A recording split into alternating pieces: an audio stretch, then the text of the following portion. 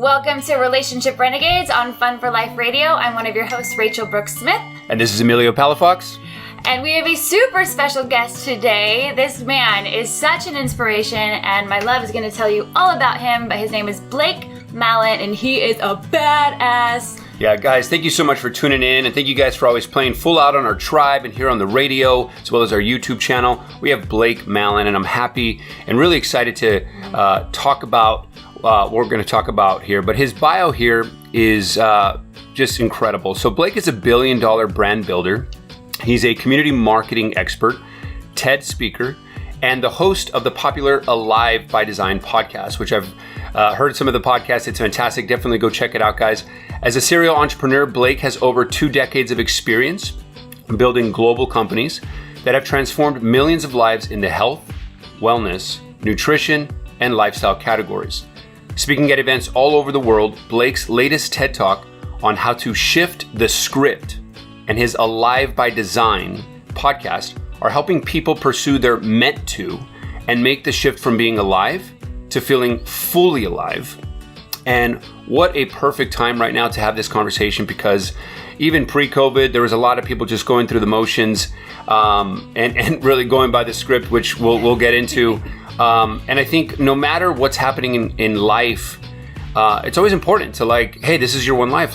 Let's live it fully. And so we're going to really dive in. I'm really excited because this is one of the main topics, as you guys know, we talk about in Relationship Renegades, to really live a full life. And so without further ado, Blake Mallen, thank you so much for being on the show. I love it. I'm excited to be here. And I know we're like neighbors. We're right up the street from each other right now. Good to know. He's literally 2 houses down and we had no idea. No, I'm kidding. Too many more hangouts in the future. Yeah. Well, Blake, just starting off, your TED Talk just spoke to my soul because there is this script, and we're going to talk about that. But can you tell the listeners a little bit about what that means, shifting this script, and why that's such an important message for all of us? I love it. Well, I appreciate the compliments on the TED Talk. That was a cool experience to be able to do that actually right out here in Los Angeles. I was over at the Watts Empowerment Center in LA. Oh, wow. And yeah, it was awesome. I actually had built a relationship with a lot of the individuals leading that organization. It's a great organization giving back to the community here. And but they gave me a week's notice for that. It was crazy. They were putting together and hosting the TEDx event. And I got the invite about a week before they were doing the event. So I appreciate the confidence because I had about a week to figure out, I want to stand on the red circle. That'd be an amazing experience. And then it goes well, what the heck is the message I want to give to the world in 18 minutes or less? Yes. But, I guess, Rachel, to answer your question, so it came pretty naturally because what I share in the TED Talk, at least the beginning, is really just my story. So that concept of a script wasn't a new idea for the talk. It's something that I'd felt I'd been living and being kind of short for a prescription for how to live. So that's what I mean when I talk about a script. There's a lot of script we all follow in life. But in that specific conversation, I'm talking about kind of what it seems to be a global script for here's the steps you need to do to live a good life. And we all know them, right?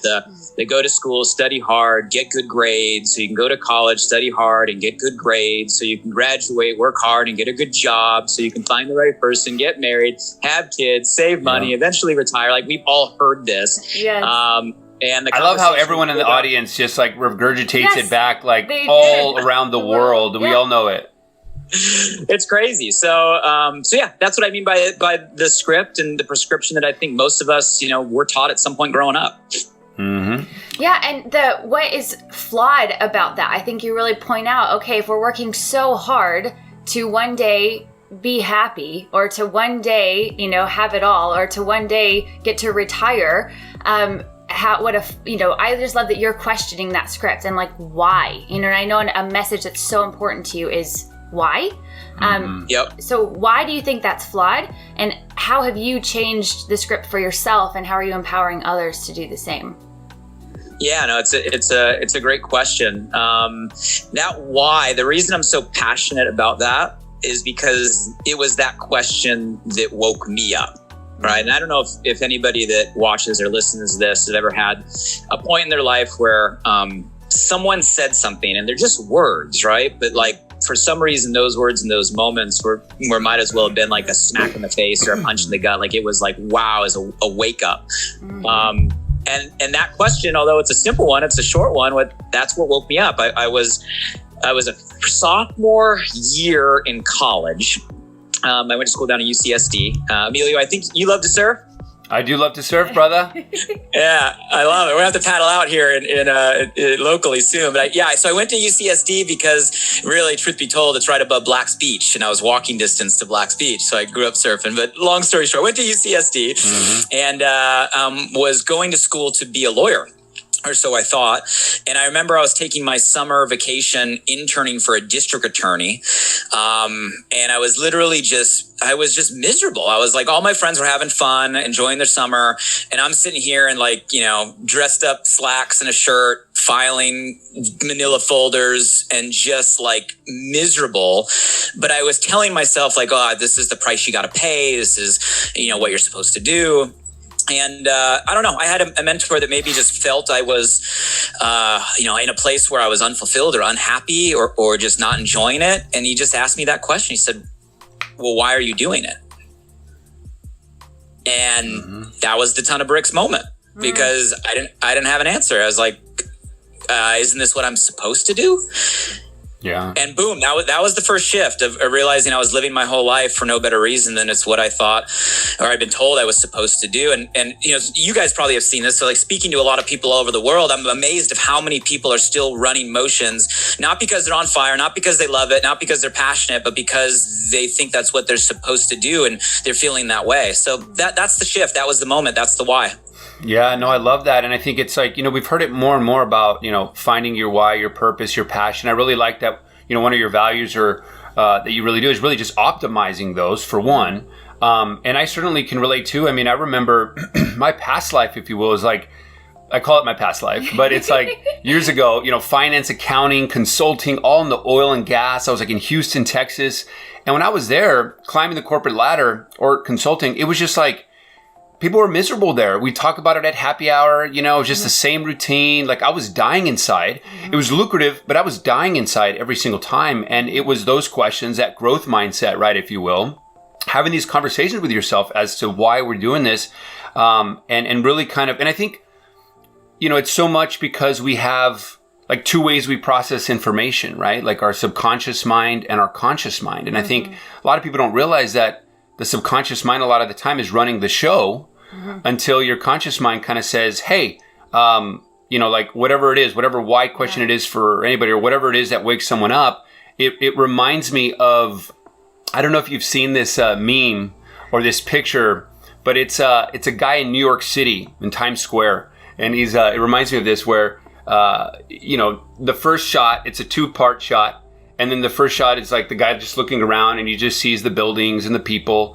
And then the second shot of this is he has glasses on, and it's like the awake kind of vision, if you will, to where, he sees things. He doesn't see buildings or people anymore. He sees like consume, buy, obey, this, that, it's like just like all the things like behind the veil, if you will, of like the script of everything that's kind of running the show. And it's like, we're in the perfect time, right? Where the great awakening, if you will. And so, I think just such a perfect time to talk about this and really dive deep. Yeah. And I think for people listening, they're like, okay, I'm in a job I don't like. I feel miserable. I'm working so hard and I don't know why. What do you say, or how could you say to listeners that might help them in the, like, what do I do? Because I have to pay my bills. I have to feed my family. I have to, how can we help people have that awakening, but know the steps to take where they don't just go jump off a bridge, or, you know what I mean? Like something that is tangible for people where they can start to live more awake and start to change things without, starving. Yeah, that's a great question for sure. I think you said a couple times just in that sentence, the starting point, Rachel, you said awake, right? Or awaken. Everything does start with awareness. And if you are at a point right now where you've already like made the decision that you want to or need to make a shift, like amazing, awesome job. You've already gotten through probably the biggest part, which is at least an awareness level that maybe you're going down a path you're not meant to. I think there's a lot of the population out there that hasn't even woken up. Like they still don't know, like, especially right now, this last year, there's obviously been a lot of conversation on like mental health, right? And people dealing with high levels of stress and depression and anxiety and all these different terms, right, that we try to use to represent like how we're feeling. And there's a long list of reasons, valid reasons, like why people might be feeling that, and we can go through that list. I don't want to focus there. Here's my theory, and I'll throw it back to you guys because you have a lot of experience, especially dealing with relationships. My theory is all of those feelings, let's wrap them up as like you're feeling unfulfilled. You're feeling like something's missing. You're feeling like there needs to be more. That's why you're stressed, you're depressed, you're anxious, or have anxiety. I think that's our body, our intuition, our soul, whatever you want to call it, trying to send us a message that you are not being who you are meant to be. Like you are not doing what you're meant to do. Like you're in a box, you're following a script, you're trying to please other people, you're, trying to adhere to expectation. And like we get these feelings, right, that we try to label and then medicate, where I think a root, it might not be the root for everybody, but I think a root, it's just that, well, that's a sign that you're not doing what you were created or designed to do. So I know I didn't answer your full question there, but I think it starts with a awareness or an awakening to be like, okay, well, maybe what I'm doing isn't what I'm meant to. And then you can start asking the questions of, well, if it's not, what am I meant to do, if that makes sense? No, absolutely. But I think that's such a great perspective shift, right? Because if we can understand that these emotions, these feelings, we talk all the time about like emotions are indicators, right? So data. if it's just data, a lot of times we label these like anxiety, sadness, anger, fear as bad emotions, when in reality, they could be one of the greatest gifts, because if we understand that they're just an indicator that something's off. Yeah. I think that realization alone changed my whole life, because I was brought up in a world where I was like, just be happy. Just be happy. If you're sad or you're anxious or you're whatever, then that's not okay. Just be happy because you have so much to be grateful for. And I was like, okay, but I'm not happy. But I'm not happy. And he was really the first person that we talk a lot about on the show, that they're just indicators. And the more that you say, okay, anxiety, okay, fear, I'm glad you're here. What are you trying to teach me? That helped me so much in my life, where I'm no longer suppressing or denying and trapping those feelings, but allowing them to surface and learning from them. And then getting to, I think curiosity is one of my favorite words that you talk about a lot as well, like the why, right? So someone's like, okay, I'm curious, I'm more awake. And I love that you talk so much about your family, right? And how much, you built these incredible businesses, but you're also seem to be such an amazing relationship with your kids, an amazing father. How have you been able to do that? And what would you say to other fathers out there that have really busy schedules or busy lives, to be able to really connect and create great relationship with your kids? Yeah, so you touched on a lot of points there. I think they're all great. Sorry about that. No, Five-part questions. Five-part questions. Here we go. Five-part questions from here on out, Blake. So 5A. I love all of it. I think to your point on happiness, because that's probably been an overused term in at least the growth space, right, for like the last few years. And I don't know if you found the same thing in your pursuit, but like I think happiness is a byproduct of other things. In other words, if you focus on happiness and try to be happy, at least in my experience, like you never get there. And if you have someone saying, well, just be happy, you're like, you felt like, well, how do I do that? My personal opinion is I think happiness is a byproduct of other things. It's a byproduct of things like what you guys stand for, what you're passionate about, what this whole show is about, like quality relationships, right? If you have quality relationships, you're going to be happier. Quality experiences, right? Going out there and doing things that matter, making moments matter, creating memories that matter, like pushes to happiness. Putting yourself in a gift zone, right? In a strength zone, doing things that you can excel at and you enjoy, like makes you happy. Like if we ask ourselves the question of what are the things that make us or give us happiness, and we list those things out and prioritize those things and focus on those things, I think happiness can be or will be a byproduct. But if you just focus on like, how do I be happier? I don't know if you'll ever get there. I don't know if that relates to you, or you guys have any insight on that, or you feel the same way on the happiness topic. I mean, on the happiness topic, I think for sure, I think there's things that what's coming up for me right now is like 3-part. It's like, sometimes we do, sometimes we're being, and sometimes we're allowing, right? And I think the great combination, I think there's an alchemy with those. And when there's a great alchemy with, doing the things, meaning taking action, but also just being. I think a lot of people are just trying to do, and they're not just like being who they are. And then also after you've done the things and you're just being like really like trusting, knowing that like things will happen. Meaning like if I plant a seed and I water and I give it sunshine, like, hey, don't like keep watering it, like allow it to grow, right? Like it's going to grow. And so I think like having the great alchemy with those things, I think is some of the things I think about with happiness, meaning certainly there's things that you can do, like you said, to, go and maybe get uncomfortable, to build your tribe, to get some friends, to share some experiences and make moments matter, which I know is one of your values and all these things. But then also being, and when I think about being, I think about, one of our taglines of Relationship Renegades is kill your Superman to find your Wonder Woman, or to find happiness, or to find, and what I mean by that is that I think what we talk about a lot on the show is from when we were born to now, we have accumulated based on certain experiences that we've had, walls, we've built characters, if you will, to protect us so that we feel safe or we feel loved, and have masks, et cetera, et cetera. And it's almost like that unbecoming. It reminds me of Dr. Wayne Dyer's quote of happiness is not a destination, it's the way. Happiness is it's like, it's almost like you have it and it's like, well, you have it way over here, and if you're seeing us here on YouTube, you can see my hand signals here, but basically from the very beginning, but it's kind of like trapped there, and then, it's kind of trapped and caged by all these characters, trapped and caged by all these walls that we built, and until we have this unbecoming, they're like, oh, happiness was there all along.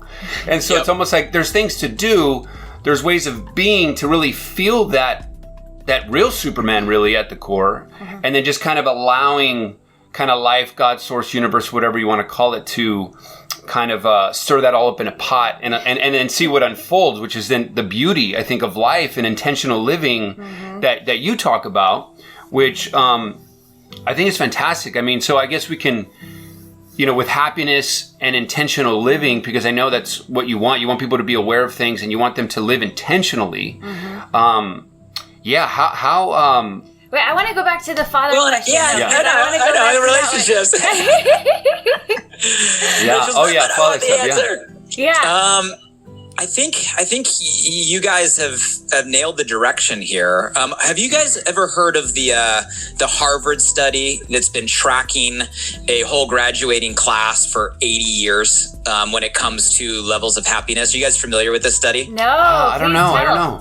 So there's a study out there, and I'll give you the high level, not the details, but it's one of the longest running studies in this field of psychology, and it's done by Harvard, and they basically tracked a graduating class over the last 80 years of life for the main purpose of trying to figure out what leads to health, but health in terms of physical health, mental health, and you can just call it like quality of life and happiness, right? And it's this topic, that we're talking about here.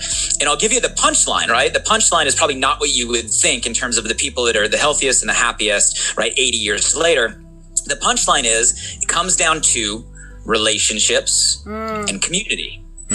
And it's the people that have the closest and best relationships, surrounded by people that really care, really love, really support, and a community around them. Doesn't have to be big, right? But a community they know they can count on.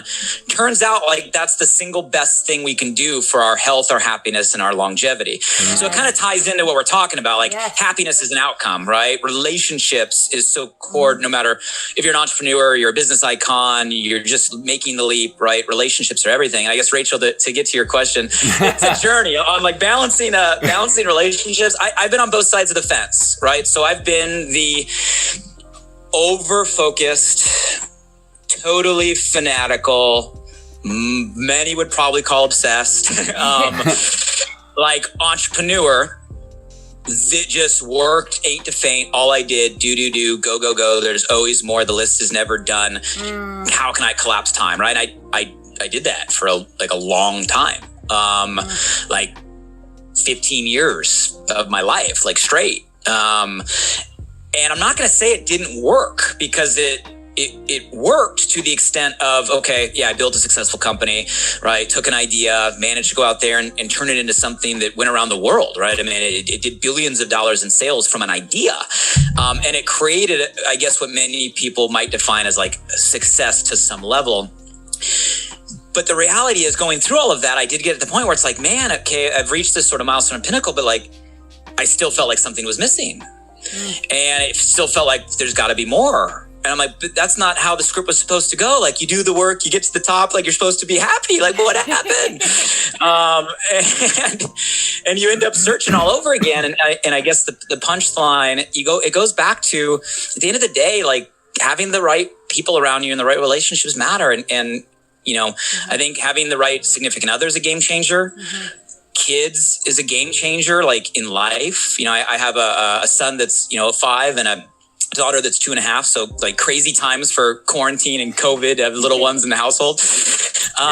But yeah, your priorities shift, and you find yourself wanting to spend more time, with them, creating their experiences. But I'd be lying if I said like I had the perfect balance. But I'd be honest in saying like, that matters. That is a priority. And it's a constant journey to figure out how you get it all in the day, for sure. Yeah, no, I think, well, the biggest thing that I keep thinking about is I too, and I think one of the reasons we're so passionate about this message is because, we both had in our own different journeys, like I had a good amount of success in my living my dreams of being an actress and being in film and TV, yet I never prioritized my relationships. And I felt so unloved, so unsupported. No matter what amazing film or commercial or big campaign I was doing, I didn't have good friends. I had really unhealthy, toxic, like romantic relationships. But I never knew, I never taught myself how to do it. Nobody ever taught me. And so I was like, gosh, we have math, we have science, and where is the relationship class? Where is the communication class?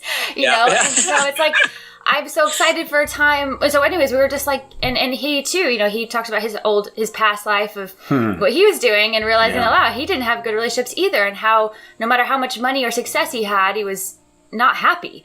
And so, being like, wow, like the quality of our life is so based on the quality of our relationships.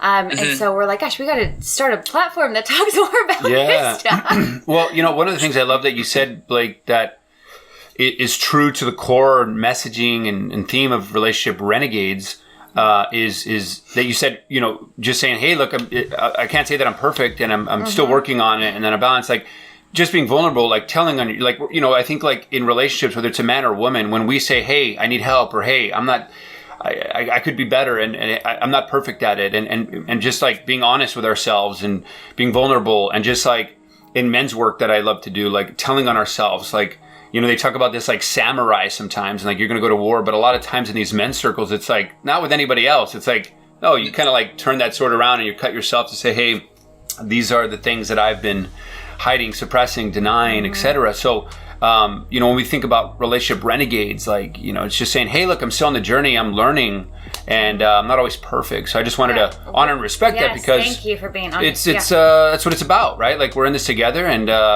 we'll be students for life, And I think, and I appreciate that, Emilio. And I think that's the truth for all of us, right? Is it's constantly a journey. And I think a big starting point is like letting yourself off the hook, especially for the entrepreneurs that listen to this and the achievers out there. Like, I don't know if anybody can relate, but if you have that mindset, you tend to give yourself over guilt. Like, you guilt yourself a lot. And because you always want to do everything in every direction the best that it can be, yet there's only one you, and there's only 24 hours in a day.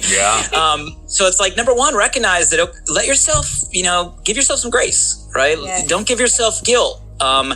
They're all important. It took me a long time as an entrepreneur to realize that taking care of yourself should be and needs to be a priority. You can't pour from an empty cup. It took me a long time to realize, instead of go, and maybe operating at a level 7, if I just took a minute to make sure I was rejuvenated, I could operate at a level 10. Now it might be a little less time, but me at a level 10 at a little less time is better than me at a level 7 all the time. But it took me a long time as an entrepreneur to get around that, because we have that script in our head of you got to work harder, push through, grind down, never give up, never stop, right? And again, but you got to take care of yourself, right? I mean, it starts like you guys preach and you guys stand for, like, it starts with a relationship with yourself. You got to value yourself before you value anybody else. And then when you find a significant other, like you said, Rachel, you got to make that a priority. Like, where does that stand in your priority list? I'm weird. I'm one of the weird ones where I ended up marrying my high school sweetheart. Like, we've been together. Yeah, we've been together since high school. She was a junior, I was a senior, when we met. So we've been through life together. The creation phase, the up phase, the challenging phases. But we wouldn't have made it through all of that if we didn't make sure, like, well, our relationship was a priority through all of it. And then you have kids and it's a whole new level. So you got to figure out, I think maybe the guidance for those looking for like the practical starts with your values, your priorities. How important is, your career? It should be important. How important is yourself, right? And what you're doing for yourself, it should be important. How important is your relationship that you have or want to have? It should be important. How important is your relationship with your family or your inner circle? And I think it just starts with getting your arms around what is your priority list. And then at the end of the day, it comes down to time. Like, life is time. So what does your week look like? What does your month look like? And where do you want to fit all of that in? And I guess the last thing I'll say on this point is, wherever you choose to be there.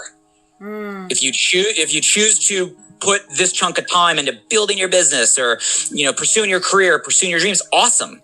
When you're doing that, don't feel guilty you're not spending time with your significant other, friends, or kids, because right now you're focused on that. But then when you're spending time with your kids or your significant other, that's your priority at that moment. Don't spend time checking email with your phone in your hand or stressing out about, the issue that happened earlier that day. And that's easier said than done. But I think it starts with a priority list, a time commitment, and then a real time commitment, as in wherever you are, learn to be there. So you're making the most in the time you're invested and not playing the guilt game of wherever you are, you're really not, because you're wanting to be where you're not. And therefore you never really are where you are, if that makes sense. So huge. The present moment, that is guys. So huge. So I love that you said this, because I think so many people, especially in today's world, struggle with this so much. Is there something that you've done that has helped you really be present in those moments, right? Say you just had something like a fire that was at work, but you committed to your family that you were going to go do a family thing. How do you handle that situation? So a couple thoughts as practical tips, right? And again, I'll admit, like Emilio said, like, I don't think anybody's perfect at this, right? I mean, I think just in our nature, it's very hard just to like shift gears from minute to minute. But things that I've found have helped. I'm a firm believer, like, your calendar is always going to be filled. It's just a matter of who's filling it. So, I mean, it's like, I don't know if everybody watching or listening, like, there's always a full calendar. There's always stuff to be done. It's just a matter of if you're intentionally filling your calendar by your design, or you're letting everybody else fill your calendar with their priorities. Other people's priorities of your time will not usually match your priorities of your time. And if you're not protecting it, your time is going to get sucked and robbed and grabbed by everybody else around you nonstop. So I think number one is, if it doesn't get scheduled, it doesn't get done. Design your calendar based on your life values and priorities, not based on everybody else's priorities. Meaning, I literally put everything in my calendar. So, like, yes, I put work stuff or business stuff in my calendar, but I also put my time in my calendar, right? I put my family time, my kids' time, right? I make sure that we always have something on the calendar as a family to look forward to, something coming up, whether it's a half a day on a Sunday or a trip next month, right? But I block those out so I protect that, because I found if I didn't, then it gets sucked up by other things, often less important things. So I'd say number one, like, actually schedule it. And it becomes empowering when you look at your schedule for a week or a month and you're like, okay, well, how much time am I putting in to X, Y, Z? Is that what I want, or I need to make an adjustment? Right. So it starts there. And then when you actually stick to it, right, I found that creating space, so chunking similar things. If you're going to get into a work mode, chunk that and try to get it all done in a series. If you're going to get into a family mode or relationship mode, kind of chunk that. If you can, create space in between. And then, lastly, Rachel, and this might might be crazy to a lot of people, listening to this right now. Like, airplane mode is your friend. Like airplane mode. It's your friend. Like, I don't know about you, but if my phone's in my pocket, even if it's on and I'm not checking it, I can feel like messages are coming through. And just airplane mode for some reason makes it like, okay. So it might sound silly, but hey, if you're spending time with your significant other and you want to be present at dinner, you're not going to die. It's not going to explode. The world's not going to end if you throw the thing on airplane mode for an hour. Same thing with your kids. So those little tips, I mean, they've worked for me. I don't know about you guys. Have you found anything effective for you? Oh, man. I loved what you said. I think that is so helpful. So helpful. Well, I think, guys, if you guys are just tuning in, you're listening to Relationship Renegades on Fun for Life Radio, where we're speaking with Blake Mallen, billion-dollar brand builder for over 2 decades, have done a lot with his life, and we're having an incredible conversation of, when you're filling your calendar, remember who's filling that calendar, which is so true. And I think I love the way that you describe that, because it's this idea of like structure creates freedom. And so that when you have that, it's like, okay, well then I know where I'm at, I know where I'm going, and I can say, hey, I can adjust it accordingly. No, I think we do the same thing, but what I've been doing recently, and I can only speak for myself, is making sure to do those personal projects, to do the things with us. Like, I bought Jesse Itzler's big ass calendar. It's called Big Ass Calendar, to like not only it's more about building the life resume, which is the reason why we'll be nomads traveling around the world this year, starting in March.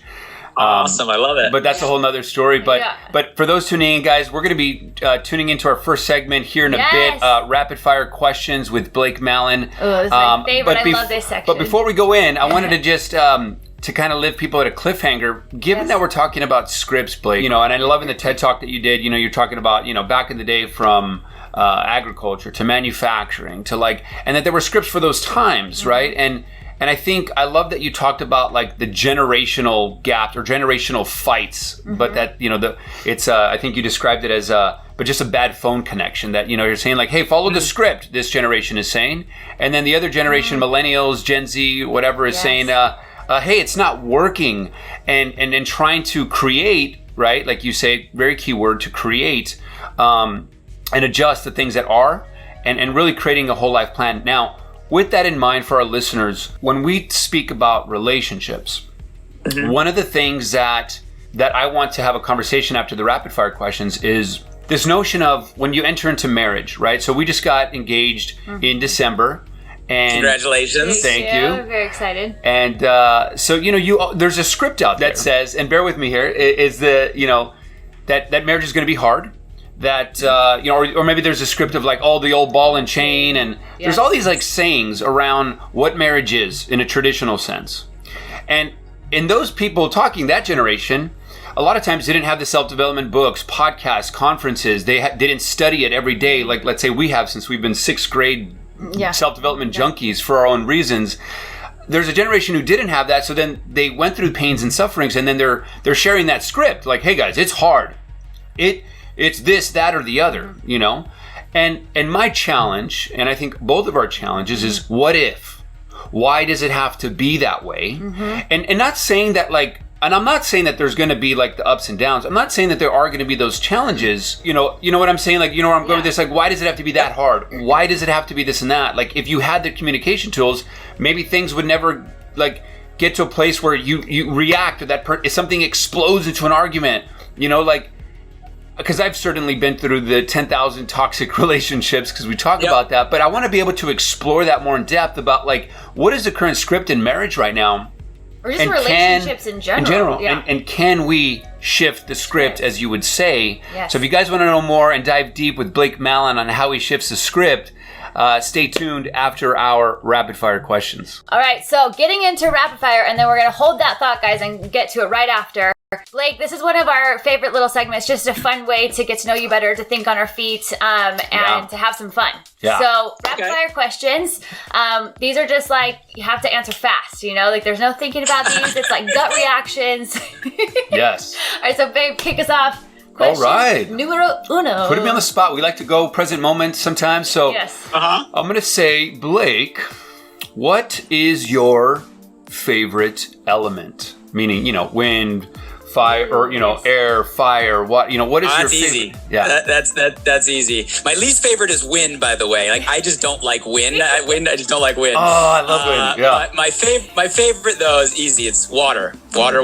Me too. Nice. Okay, Same that's here. her for sure. She's got to be near the water. I just have to be near the. Is there just quick? Why is that for you? It's always been. I mean, I've always been drawn to it. I could never not live in it. Like Emilio, you and I were talking. I've surfed all my life. I've lived near the ocean all my life. If I'm ever having a stress day, bad day, need clarity, I'm getting in the water. I'm getting near water. I'm looking at water. So I've always been attracted to it. I don't know. Maybe it's an Aquarius thing. Well, I'm a Scorpio and I'm the same way. So Yeah. I don't know.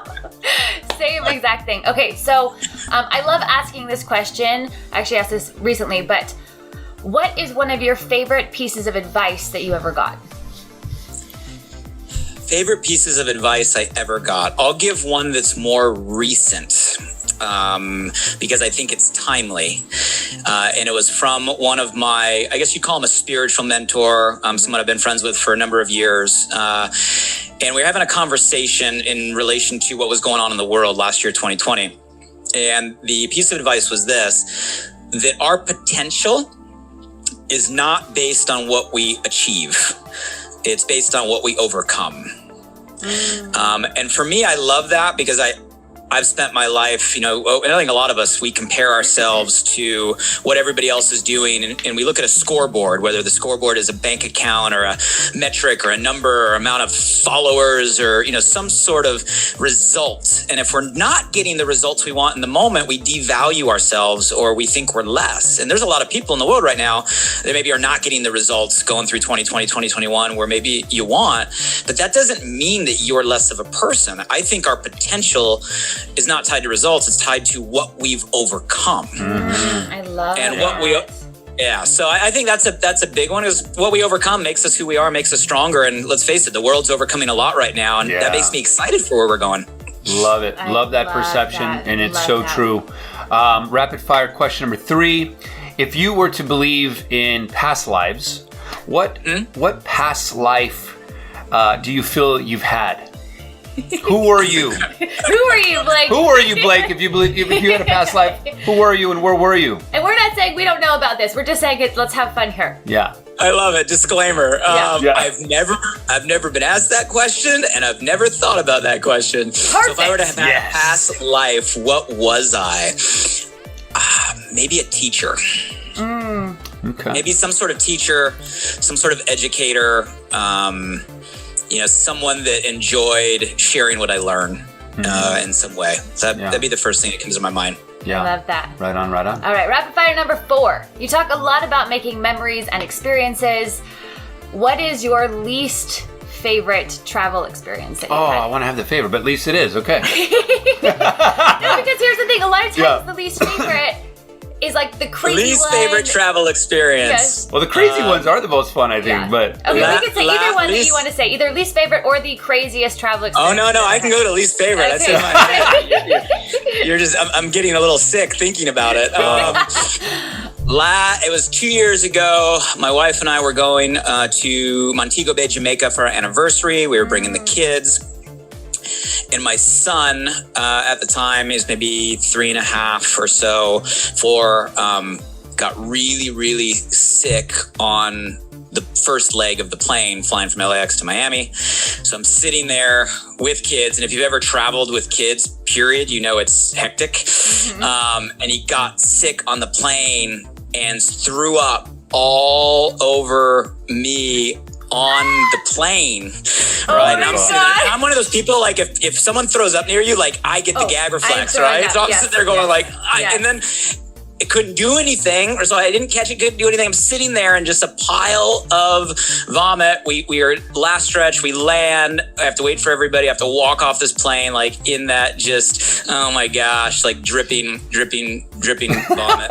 Wow. So that's probably one of my least favorite, literally, travel experiences. Was traveling with kids and having to be dad. Oh my gosh! Can I just say that I feel you in the sense that we were driving. I vomit on her all the time. I'm sorry, babe. I'm sorry. No, that does not happen. But seriously though, we were driving home from, I think it was like a family trip. This was when I was my like teenager, my older brother was sitting behind me.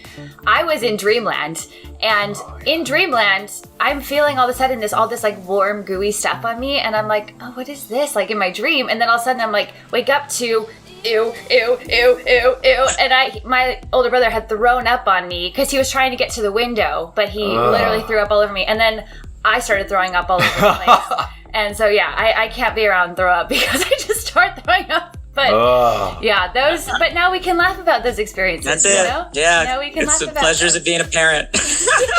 Oh, man. Well, thank you for sharing that, Blake. And Yes, if you guys I are love just it. tuning in, you're listening to Relationship Renegades on Fun for Life Radio, where we're talking to Blake Mallen, Yes. a $1 billion brand builder for over 2 decades, and a whole lot more. Go check him out. But we just finished a rapid fire segment of the show. We got 2 more to go. But going back to where we started right before, shifting the script. So I want to relationships. I really want to hear your thoughts on that, right? In terms of, there are certain scripts out there that says, hey, when you get married, this is how it's going to be, and when you have kids, this is how it's going to be. And we've certainly, because we're in the relationship realm, have interviewed and talked with so many different relationships around the world.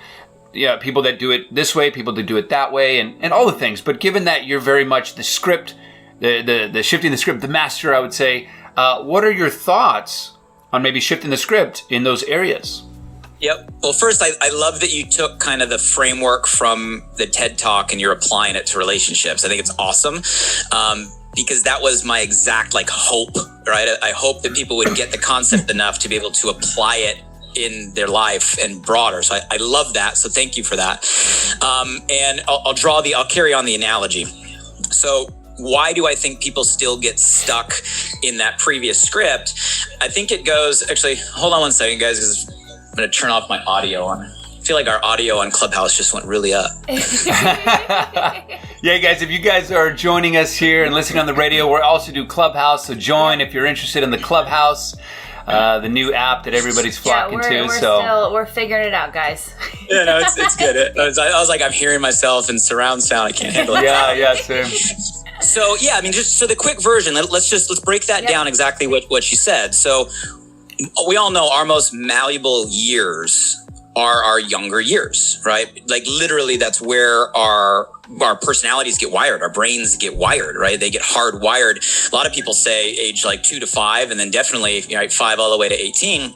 So if we all go back to, doesn't matter how old you are listening to this, we all were brought up in a system that was designed by people way in the past for a time that no longer exists. It was a system designed a long time ago for an economy at that point. And it takes time to build a system and structures and that system still exists. Although we're living in a time where those rules maybe don't apply, we're still operating on all of the lessons and the imprinting and the ingraining of a script we were given. And I think that is a giant issue. That is the problem. That is why we need to give people that awakening moment and that awareness, like, hey, you're still following a protocol for a time that no longer exists, right? And yet you're living your life that way. So let's just take that concept and then translate it to relationships. Same thing, right? And I think you nailed it, Emilio. Like, why does it have to be that way? It doesn't.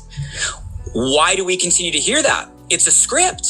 It's literally a script that our parents got it passed down to them, and they're now passing it down to us because nobody woke them up and showed them another way. So first step in everything is we have to be aware that it is a script being given. Doesn't mean it's right or wrong. Doesn't mean it's true or false. It is a script given, probably written by generations long ago, that's being passed to us. In most cases, without anybody ever questioning, is this the right advice to be passing on to the next generation? It's like, right, osmosis, it's routine. So I think number one is realize this is a script. It's not true or false, right? If we rewind hundreds of years, it wasn't the same script back then. It just happens to be the script we're receiving right now, right? So it hasn't always been truth. It isn't truth. It doesn't have to be that way. So then goes to, well, what do you do about it? Once you realize it, you start to question everything that you've received, and you start to question all the advice that you've been given with a different lens, because now it's not taken as truth or fact. it's taken as all this is a set of steps that they're repeating from somebody a long time ago, and that really has no relation to me, my relationship, or my point in life right now,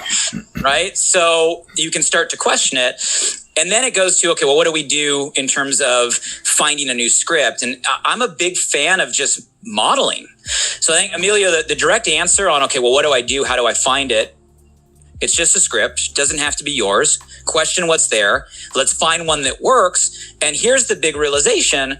There are people right now and there are relationships right now that are living in a different script. Mm-hmm. There's people that have made the shift. There's people that it isn't hard. There's people with loving relationships. There's people that, right, enjoy their time together. There's people that are aligned. There are couples right now in this world, plenty of them, that have made that shift for themselves. So I think the starting point is go find people that you aspire to be like, couples that you look at and you can learn from, people that you're like, man, they seem to be doing something different. I'd love to have a relationship in that direction, and start to break down, well, what are the patterns or what are the components that they're living every single day? So I don't know if that answers your question, but for me, it's those steps. Yes. Awaken, realize it's a script, realize it doesn't have to be for you, start to question it, and then start to find patterns of people who are living more in the direction or a relationship that you want, if that makes sense. No, absolutely. And I think that's so cool, because whatever script it is or whatever life situation or whatever goal it is, you can take that same sort of method there, that same framework that I feel like we've both taken for most of our lives. It's so true. It's like like you talk about, like, we are the creators of our life. Yeah. People forget sometimes, that we get to choose every moment how to be. There's, if Rachel and I, and not to say that we're perfect either. Yeah. But we're aware more so. And I think when we talk about relations, well, let me just get to the point here. So and then kind of do a little reverse engineer. Let's say, because we're the creators of our life, and we like to say co-creators because we believe that, God, source, universe, whatever you want to call it, is kind of always conspiring for you. And it's this really beautiful balance. And, but, I can choose that if I feel like a fight's about to break out or something's kind of bubbling up, it's all, again, our tagline, like, kill your Superman to find your Wonder Woman. In short, what is Superman? The ego. Like, would I rather be right in this relationship, or would I rather be happy? We were talking about happy. And it took some time to finally say, look, it's okay. Sometimes I get, like, for instance, I'll just make this real. In the past 2 days ago, I was getting passionate about something. And sometimes when I get passionate about something, it can seem like I'm raising my voice and yelling. And naturally, and there's a whole psychology to this with women. Like when men are yelling or raising their voice, they don't feel protected or safe. They don't feel safe, yeah. And so, we've learned some great communication styles where Rachel will verbalize that. We'll say that, like, literally, like, babe, I don't feel safe right now, and whatever else that she wants to say.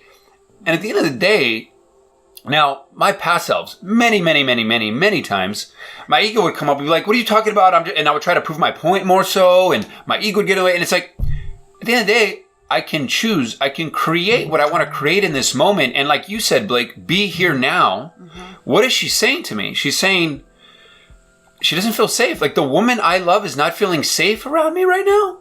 Like... Mm-hmm. And so with the work that we always talk about, it's like that decision point as to what I can do in that moment starts to get bigger. It's just the decision point gets, like, longer and longer, so I can say, reset, breathe, and just be like, we could be, I'm sorry. It could just be holding her as she cries. It could be, babe, tell me more about what you're feeling. Whatever it is, it's like, I think we forget that we can create every moment. I can choose to kill my Superman. I can choose to, like, pump up my Superman, whatever it may be. But I think, like, it's so important with your intentional living that you talk about, and what we're talking about now, what you just described is, it sounds so simple, but it's profound. Like, we forget that we can create, that we're creators. Yeah. And definitely want to talk more about how we can create better intentional living. But, I think that's so key, right? I love the way you said that. And it's the truth. And I love that you guys have a community like this show, the Relationship Renegades, and I know you have a tribe online.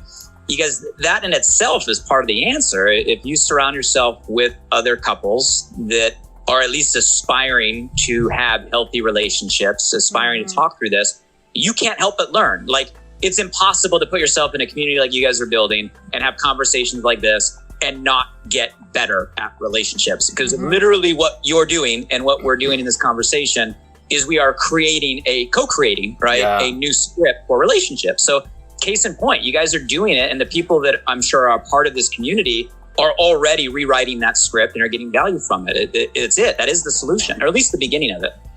Well, and I just want to say too that like it is not always easy, right? When we have emotions that come up and we have like, or big things that we might be working on, and like life hits us in the face, or like the person that we love didn't maybe hear the thing that we wanted them to hear when we were getting passionate or getting loud, right? Like understanding each other. But I love that you keep saying awareness is key, right? Like the awareness, because if we are not aware, we don't know what we don't know. As soon as we start to understand, then we can start to be aware and start to ask questions and to change things.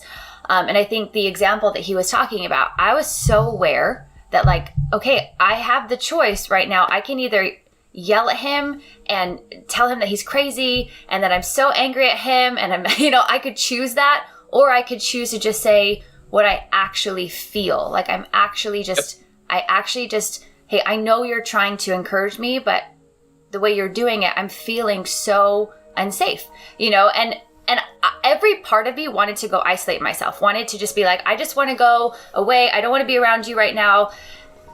And every part of it was so hard for me to I just sat there and I closed my eyes and I was just breathing for like 10 minutes. And then I was like, okay, able to say that.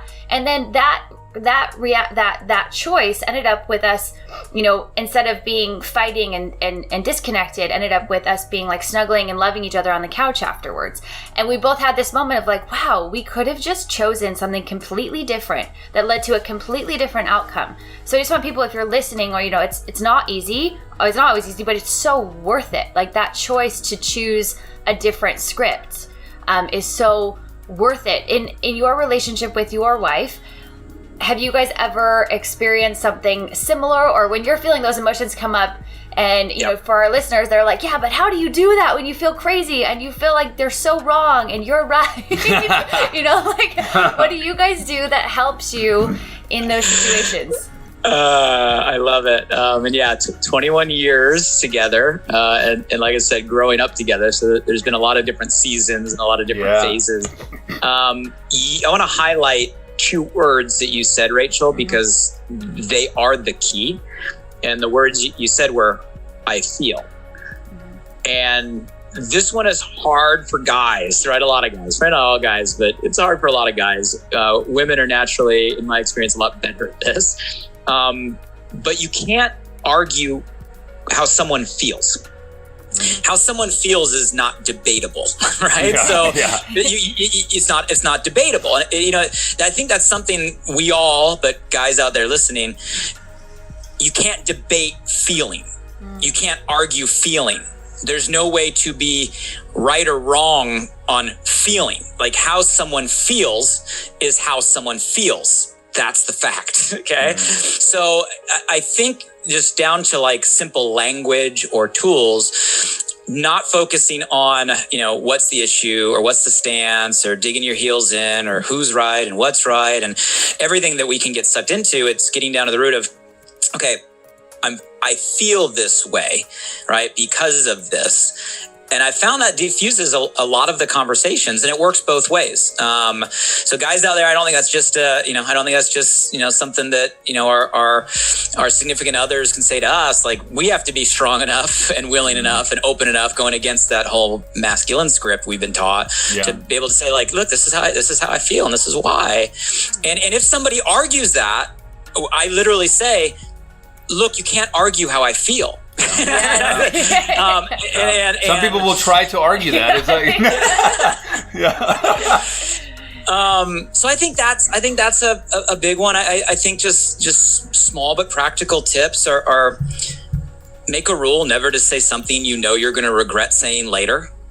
Like we know that, like if you say something instantly, you're like, I'm going to regret saying that later. So I think developing kind of the emotional intelligence or the pause or the self-discipline, just don't say things that you're going to regret saying later. And maybe one other just realization is, none of us is perfect.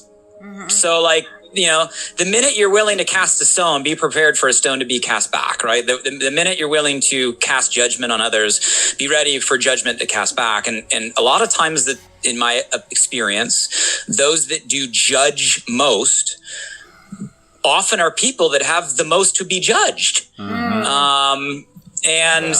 So I think those things, I know it's easier said than done, but, don't be so quick to cast a stone. You're not perfect, right? They're living with you, they're loving you, and they take you in all your imperfections, right? You got to give some grace, and don't say something that you're going to regret later.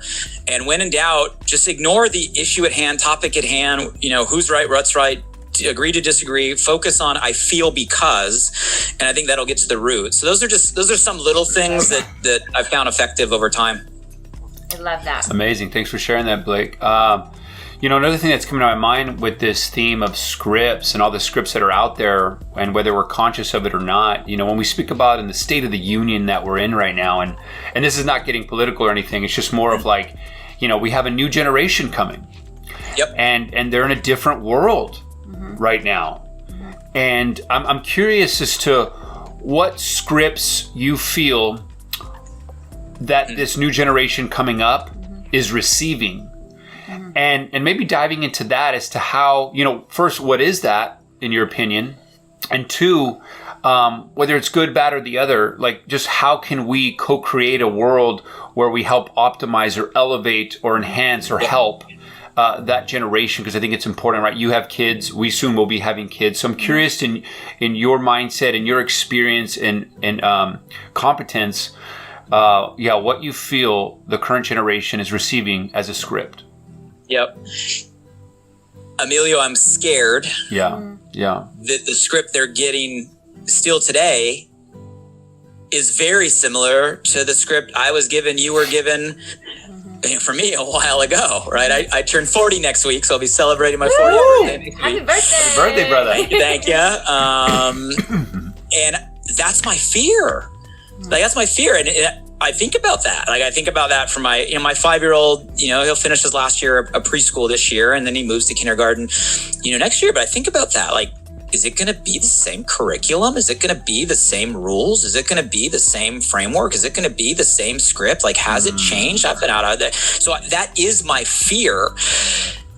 I don't know. I'm not in the classroom. I'm not going through it. I don't know if it's changed. I don't think it has. And if it has, not enough.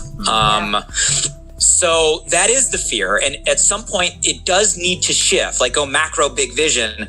Like at some point, the whole script in the system will need to shift. Now, don't get me wrong. I'm not anti-school by any means. I'm not anti-education by any means. I'm just saying maybe the approach, right, or the structure we are teaching could better prepare our next generation for the current world we live in. Yes. But it's going to take a lot of people, right, waking up, enough of the right and influential people wanting to make the shift, and a huge organized, orchestrated effort, right, to repair that system. I don't know how and when that's going to happen. I know it's long overdue. I know the millennials are kind of breaking the glass. I know the Gen Z, right now coming up is like marching to their own beat. Maybe it's going to have to be to the Gen Z have the authority to shift it. I don't know. But I'll answer the second part of your question.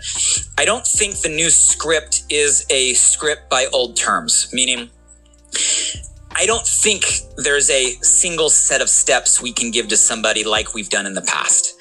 And I've thought a lot about this because I've been asked the question a lot. Okay, well, like this old script doesn't work. I know that. Everybody knows that. But we're saying it because we don't have a new one to say. So what's the new one?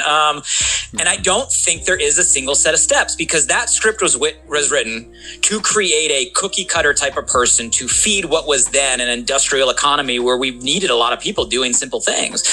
I think the world has shifted. I know the world has shifted. So I don't think it's a set of steps. I don't think it's giving the answers, giving directive. I think it's teaching people to ask the right questions. Yes. I think it's not here's the solution. It's how do we solve a problem? I think it's a framework. So I'll put it this way. I don't have a perfect answer, but I think I have a compass that can point someone the right way. And I'll give it in 3 words. Passion, potential, and purpose. And I'll clarify. we all have passions that we know. Like, you guys know what you're passionate about. Everyone listening knows what we're passionate about. It's innate. It's hardwired. Like, there are things that light us on fire, make us feel alive, move us forward. We get excited. We get enthusiastic. You know, Emilio, you said it earlier, like, feelings are indicators, right? That's your body telling you what you're meant to do. Potential. And what I mean by potential really gets down to, like, what are you good at? What do you excel at? What are your gifts, your strengths, your strength zone? And we all have those, right? And what's awesome and beautiful is we all have different ones, right? The things that Rachel excels at, like, I can't do the stuff you do, right? Emilio, I can't do the stuff you do, but I can do the stuff I do, and we all can do the stuff we can do. The problem is, I find most people put themselves in a lane where they spend their life fixated on weakness or trying to get good at things because they see other people are good at, or beat themselves out because they don't excel as fast as others, instead of focusing on the gifts they were given. And we've all been given gifts, and we have indicators of that, right? When you do something you excel at, you're in a flow, it ignites you. It's an indicator you're in your gift zone, your potential zone. And then lastly, purpose. And purpose for me is just taking those first two and then doing it in a way that's greater than you, or for something that's greater for yourself. Like, I think at the end of the day, you want to do something that contributes. So for those of you guys listening, if you're sitting there going, yeah, Blake, I know the script doesn't work. I know I need to make the shift. Or maybe this conversation is waking you up to that. And you're like, but where do I go? Rachel's first question, Rachel, coming back to your earlier question. I would say the compass is find the alignment of your passion, the things that light you on fire, your potential, the gifts you've been given, and a purpose in a way that can add value to others. And if you find the intersection of those three things, I think you're moving in the right direction. So that would be my crack, Emilio, on how do we shift the script. And I think that applies for relationships as it does for the future generation of business and life in general. Yeah, I love that. I think that's so important, and more so than ever, right? I think it's understanding that there is no one thing for everybody, because we're all so uniquely different, and to work with frameworks rather than scripts, to work with questions rather than answers, you know? Yeah. And so I think, you know, it's so interesting because he has these 5 P's that he talks about that are very aligned with what you just said. And I have these 5 C's that I talk about, you know, basically just curiosity, creativity, compassion, courage, and connection, which go along with those same things. And so I think it's having these frameworks for life and these power questions to check in with and get the answers that are deep within us. And rather than having people tell us what to do, it's just asking ourselves, what do we really want to do? Yeah, and I think that goes along with kind of my fears as to what's happening right now. And I think it's been happening for a while, but I think it's kind of 10x right now. It's like, I think the generation now is like, first of all, are not asking themselves those questions or having critical thinking or seeing what kind of intuition or inspired thought may come up, because they're just going through the motions or just doing the things. And it's like, we're in a world where we're just getting fed, like the masses are just getting fed in all different subliminal messages, right, all over the place, in media and all this kind of stuff.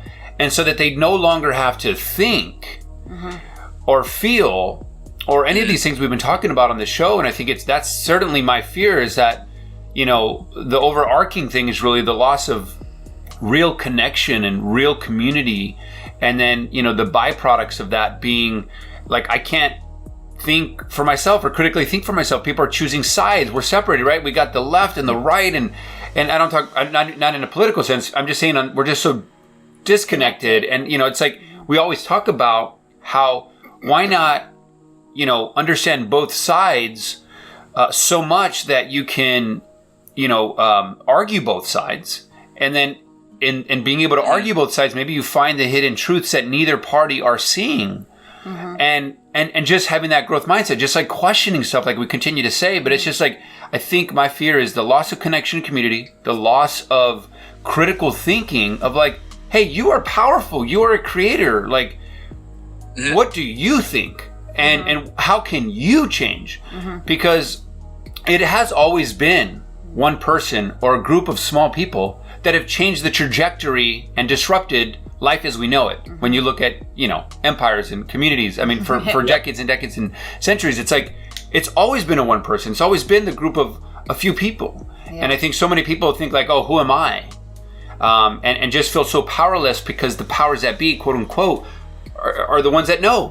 And it's like, are you kidding me? That's a bunch of bullshit. Yeah. Right? Like, and so, yeah, I think I appreciate you sharing that. And I just hope that, on all of our platforms, we can help inspire people to get their power back, to find their purpose, their passion, their potential, because they have it. It's waiting for them if we're silent, cut out the noise, and really see what arises. Yeah.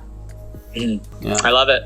Yeah. I love it. That's the direction we need to go. And people like you two, and hopefully people that listen to this and get inspired and move in this direction, to create change. It's never, like you said, a small group of people that do like extraordinary things. If you want to create real change, it just takes a large group of ordinary people that just get passionate, excited to do very simple things. But the key is doing simple things all at the same time. And if we can just ignite enough people to see it, to awaken, to make the change in their life, and then just to be an example by how they live, at some point things will shift. Like, I believe that. And sooner rather than later is my hope. Yeah, I agree. Well, and that's a perfect transition to get us into one of our favorite segments is the Renegade segment, right? So the Renegade moment and or breakthrough moment. And everybody that is just tuning in, you're listening to Relationship Renegades on Fun for Life Radio. I'm Rachele Brooke Smith. And I'm Emilio Palafox. And we're speaking with the one and only Blake Mallen. And we're about to ask him one of our favorite questions, which is, what is your renegade moment that you want to share with listeners? A moment where you chose differently, a moment where you went against the grain, a moment where you really were like, you know what, I'm going to be a freaking renegade and do something different this time. Yeah, life-changing experience, yeah. Yeah, the life-changing moment. I mean, I'd be inauthentic or lying if I didn't go back to the story I started with, because that was my moment, right? Yeah. So if we're looking for a defining moment, it was that moment when someone asked me why, and I realized in that moment, oh shoot, literally I spent 18 years of my life following a script. Like, I remember at the time in my room, I had a piece of paper that was literally just listing my resume. Like, I was literally, okay, I'm doing this and this and this and this and this. I'm literally building my resume, right, as I'm going through, so I could have the perfect pitch to the law school I was going to apply to. And it was literally that moment that woke me up. And I remember, like, it was visceral for me. Like, I felt lied to. Like, I was like, I felt, not to go like overboard, but I'm explaining how I felt in the moment. Like, I felt, whoa, did I just waste 18, 19 years of my life running motions, following a script, for no other reason than it's what other people at some point thought I was supposed to do? And then I immediately, Rachel, casted that feeling of like wasted life forward. And then I was like, well, if I don't shift and I keep going down this road that I'm going, this supposed to road, well, I'm going to feel this same way 5 years from today, 10 years from today, 20 years from today, 30 years from today. So like, it was that moment for me that was the awakening of, wow, I gotta start questioning this. This isn't who I'm meant to be, what I'm meant to do, right? And I gotta start the search. So, and for people out there, like, you may not have like a defining like single moment, and it doesn't have to be like some guru or some like breakthrough, or it literally can be just the point where you get where the pain is big enough, the pain that you've been through, the pain that you're going through, or the pain that you project. Like, you get to a place where like the pain is big enough that you make a change, right? And that you make a shift. And for me, that was it. And it was a hard shift, because like, I was the script. Like, I was the graduated high school with a 4.2, student body president, top university, graduated 3 degrees, Latin honors, magna cum laude, gonna be a lawyer. Like, it didn't get more like cliche. And then here's me. I ended up graduating college early, getting my classes done just so I could go full-time as an entrepreneur. And I remember all the questions of all like family and friends graduating. Oh, you graduated college early. Like, what are you going to do now? And, they're thinking, I'm like, oh, I'm going to this law school. I'm going to go do this. Or I took this job. And no, my answer is, I'm going to start a business from my home. And people thought I was completely nuts. Like they thought I was like, what? Like I still have the reactions of people's faces burning in my head. And so like, I guess that's the renegade moment. The renegade moment was first the awakening and then the decision to stick with it despite what I felt, and it probably felt more than it was, what I felt everyone around me expected me to do. And that fight of the expectation or going against the grain or being the renegade, as you guys say, that was years of fighting that type of doubt. Am I doing the right thing? Is this really the right decision? Should I go back? Are they really right? But sticking to that decision and following what felt right instead of what I was being told, I guess that would be my moment. I love that you even talked about, what came up for me there. And thank you for sharing, Blake. Some of the pain or the suffering, I forget who said this, but there's a quote that says, it's not the resistance, it's not the change that causes the suffering, because we all want to change. And it's the resistance to change that causes the suffering. It's like, and so along that journey, you said, hey, it took years. It's a journey. It's the hero's journey, if you will. What kind of resistance did you face? And how did you, what were they? What lessons, were there for you along that journey of trying to actually finally make the shift completely, right? Because you're going to be on that journey. What were a couple maybe tidbits that you can maybe add to that? I'd love to hear.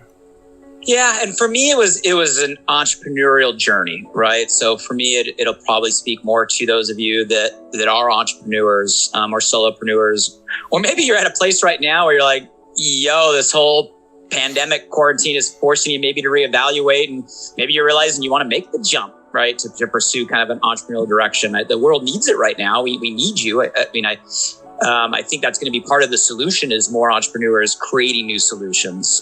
So make the jump. I would say if I were just to think of some of the top, not in any particular priority of struggles or resistance, what other people think. It affects all of us, right? So having to fight the expectations of those around you, sometimes people that you love most or that love you most. I have found though that even though you might go against an expectation or you might feel like you're letting people down because, you're not living up to, the script they thought you would pursue. I've found that the people that really care about you, love you most, if they know it's what you want, like they know it's something you really are passionate about, and they feel that in you, not a whim, not a fad, not a like you have an idea tomorrow and you gave up on it the next day, but like if they know you're passionate, they support you. They come around, right? They will support you. The people that should stay in your life and the people that love you most, they're going to support if they know it's something that's real. The problem is so many people go on whim decisions and start and stop and play this like overnight entrepreneur game. Sometimes we get that resistance, rightfully so. It's because we're not really sticking to it. But if you really go out there, make a commitment, draw a line, stick to something, the people around you will support you. But that's a resistance, right? Going against the grain, going against the expectation and battling that rejection or fear of rejection, I think would be a big one. I would say fear of failing hits us all, right? Especially as an entrepreneur when you leap into unknown. And I guess my guidance is it's never going to be perfect. Don't strive for perfection. You're going to make mistakes. You're going to mess up over and over and over again. All that is normal, right? Yes. And instead of stressing out about it, just make a game of, well, how many mistakes can you make? How fast? Like, how fast can you iterate? How fast can you learn? How fast can you fall? How fast can you fail? And how fast can you get back up? Because the faster you can do all of that, the faster you figure it out and you get to the other side.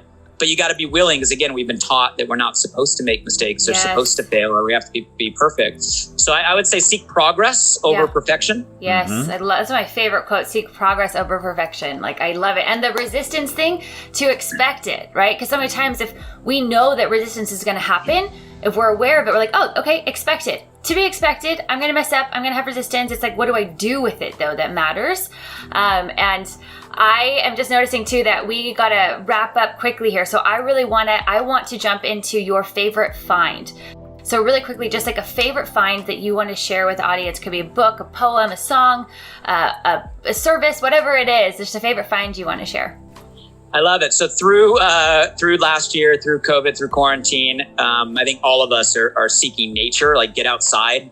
That's been me and my family. So I think some of my favorite finds have just been going and finding just nice places outside, places that have been there forever. We've driven past all my life that I never valued until now.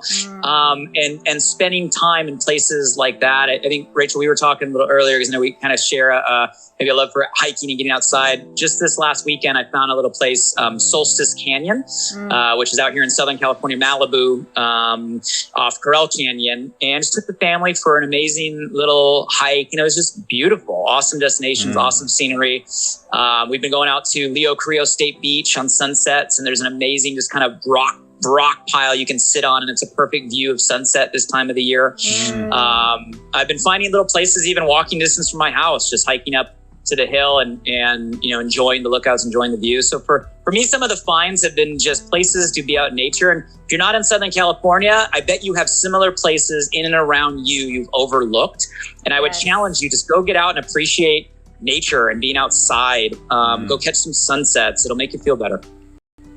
Couldn't agree more. It's one of my favorite things ever. Every day we really try to always watch sunset. It's like if I could just be there, that just in finding the joy and the beauty in that is so powerful. Yeah. So thank you so much for that. And also one of the things that when you were sharing your renegade moment or adding to the question was I love, we had said it the other day, but it's this whole idea of in this transition that people may be in, it's I forget who said it. I forget all these things, but somehow I just have this collection of quotes, but it's set your life on fire and find people to fan the flame, right? I think in when you're making that transition or changing the script or finding a new job or whatever it is, it's going to be challenging. And I love all of the advice and suggestions that you gave because they're important, but also whether it's your existing friends or family, but also find those people that will fan that flame because I think be headstrong in that, be heartstrong in that. So I really appreciate you sharing that with our audience. But thank you so much, Blake, for everything that you've shared. We want to make sure that people can continue to follow you, see what you've done, see where you're up to now, see what you're doing. Where can people find you? Easy to find. So just my name, Blake Mallen. Shoot us all. I'm sure all of us would love some feedback from today's conversation. If something resonated with you, just send us a message, right? Send us a DM on Instagram. So at Blake Mallen, Instagram, TikTok, Facebook, and Alive by Design's the podcast. And it is in line with a lot of the topics today. Yeah. So if you guys are looking for more amazing information, you can check out that as well. And I just appreciate you guys, all you're doing, the time here, and really what you're doing to make an impact on people because people need it right now. Yeah, thank absolutely. you so much. Thank you, brother. Thank you so much, everybody who is listening. Definitely go follow Blake Mallen and all that he does. And just a quick final thing: if you could leave people, your podcast is all about alive, right? So being alive. What is one tip or final piece of advice that you could leave people listening with of how to feel and be more alive? Yeah. I love it. And that was the thing when I read about your guys' show, we both have and use fully alive. Yes. Fully alive. Seriously. Fully alive. So important. That's the whole point of life. Yeah. If you're living life right now and you're not feeling fully alive, you missed the whole point, right? So I think my one piece of advice is if you're not feeling that way, right? You're meant to feel that way. If you're not feeling that way, go re-listen to this entire conversation because we addressed maybe some of the reasons while you're feeling the way that you're feeling. And in my opinion, right, and experience, to feel fully alive, put yourself in that alignment of your passion, the things that excite you, your potential, the things you're good at, right? And your purpose, how you can contribute. And that'll get you off this whole supposed to, and moving toward what you're meant to do and who you're meant to be. And you guys, that's what life's about. And in my opinion, that's what makes you feel alive. I love it. Beautifully said, brother. All right, everybody. Thank you so much, Blake, for being here. We Thank just you, brother. celebrate you, honor you. Thank you for being the man that you are and for showing up in the world the way that you do and for sharing these amazing messages because, again, people need it. And I could imagine, the thousands, even millions of people that hear this message. Yeah. We just want people to wake up. And when wake up. Yeah, and then also when you guys feel fully alive, it allows others to become fully alive. And then there's a beautiful domino effect. The ripple effects that we all love. So thank you so much, Blake. And thank you for everybody listening. Again, you've been listening to Relationship Renegades on Fun for Life Radio.